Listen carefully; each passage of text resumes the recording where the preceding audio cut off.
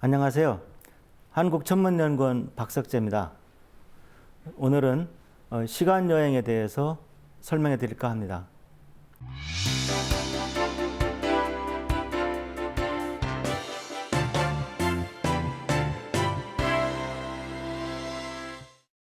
SF 영화를 언젠가부터 꼭 그 공상과학 영화라고 번역을 하거든요. 근데 SF란 말은 영어로 사이언스 픽션 아닙니까? 과학 소설이거든요. 근데 거기 공상이란 말이 왜 붙는지 모르겠습니다. 이건 이루어질 수 없는 거, 그냥 상상 속에나 되는 거, 그런 느낌이 좀 있는데, 사람이 달에 가 살고 우주로 신혼여행 가는 것이 왜 그게 공상입니까? 제가 봤을 때는 다 시간 문제입니다. 아마 22세기가 오기 전에 다 이루어질 수 있는 그런 일들이라고 생각이 됩니다. 얼마 전에 11시라는 영화가 개봉됐었습니다.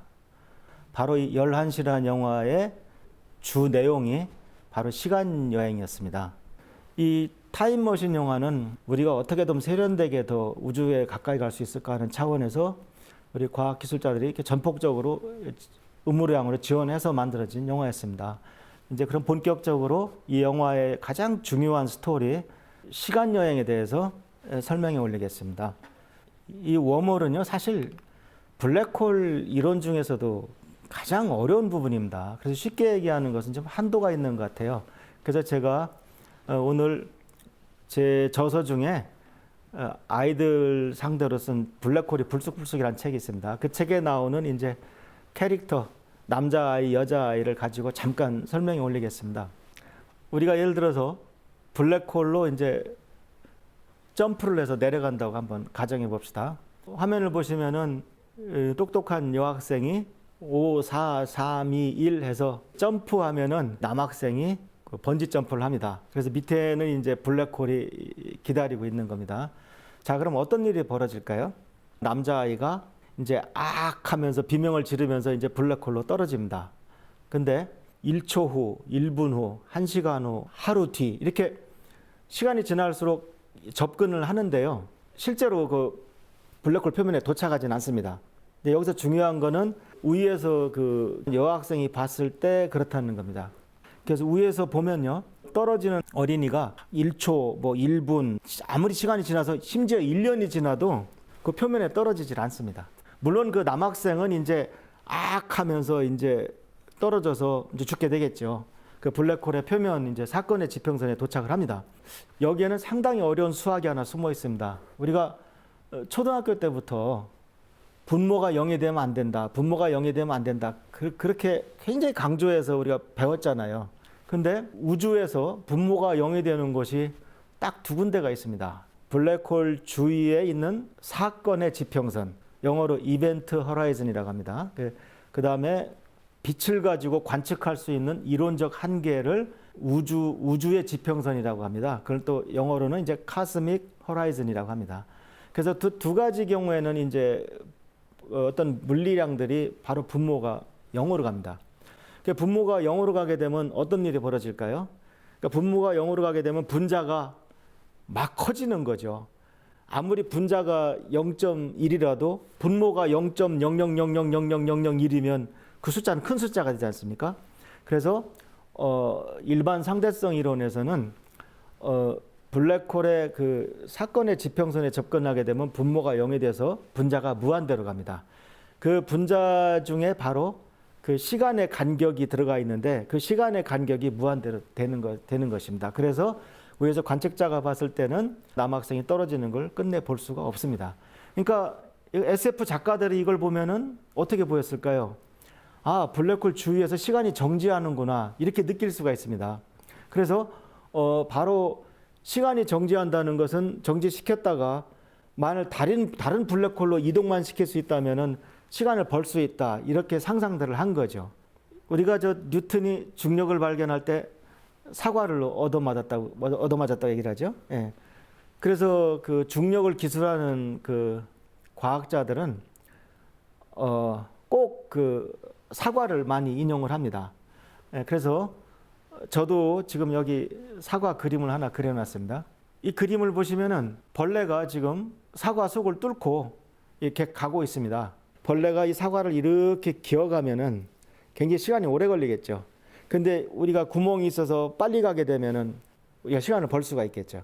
자, 굉장히 어려운 얘기입니다만 이렇게 비유하면 될 것 같습니다. 블랙홀로, 즉 시간을 벌은 상태에서 블랙홀이 들어가서 그 블랙홀이 만일 다른 블랙홀과 연결이 돼 있다면 공간 이동과 시간 이동을 동시에 할 수가 있습니다.